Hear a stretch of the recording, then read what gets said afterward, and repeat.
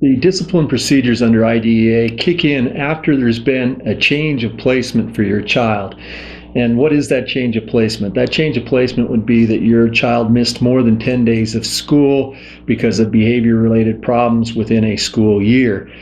It can be less than 10 days. This doesn't happen very often, but if there is a pattern of your child being suspended from classes, let's say it happened every Thursday for 6, 7, 8 Thursdays in a row, that's a pattern. So even though it hasn't added up to 10 days, that can still be something that kicks in the protections under the IDEA. So really what's being protected by the IDEA here is the change in placement.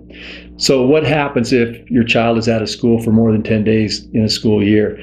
Well, once that happens, once you exceed the 10 days, then there has to be what's called a manifestation determination meeting. And that's a big word, manifestation determination meeting.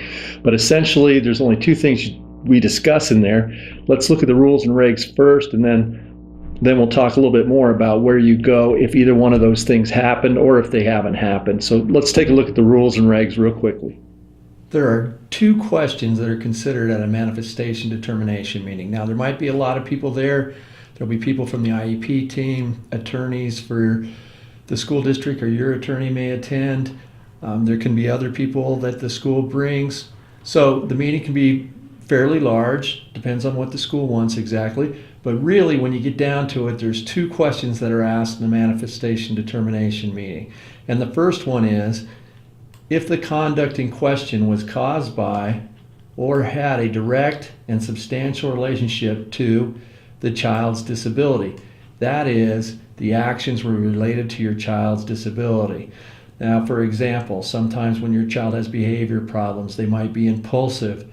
If the behavior was impulsive and related to the disability, then that's one of the questions that you answer. Then it probably is a manifestation of your child's disability. If your child's impulsive and it was something that was carefully planned out, then it's probably not related to your child's disability. And that's a real simple example, but that's what it means by manifestation of the disability.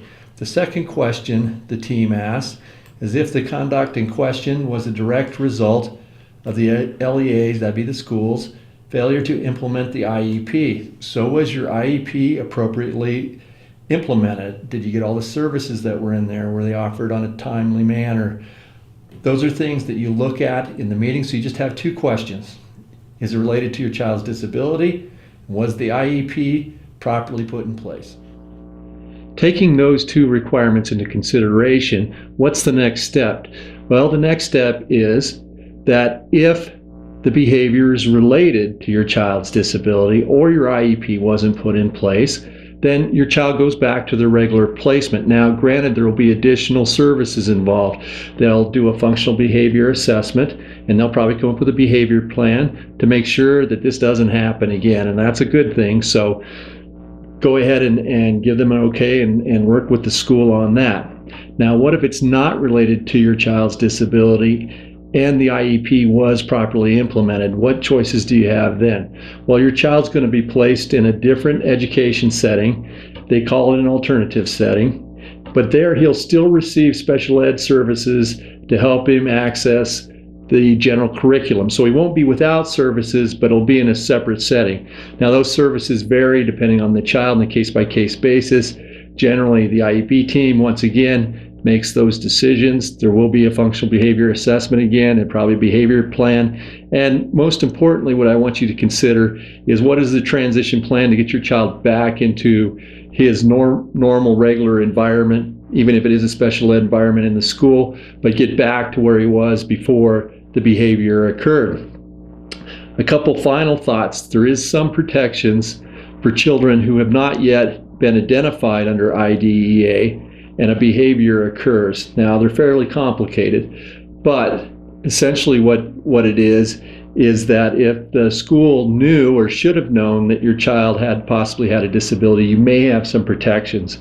Another special consideration is there are special rules for children who cause bodily harm, who bring weapons to school, use illegal drugs at school.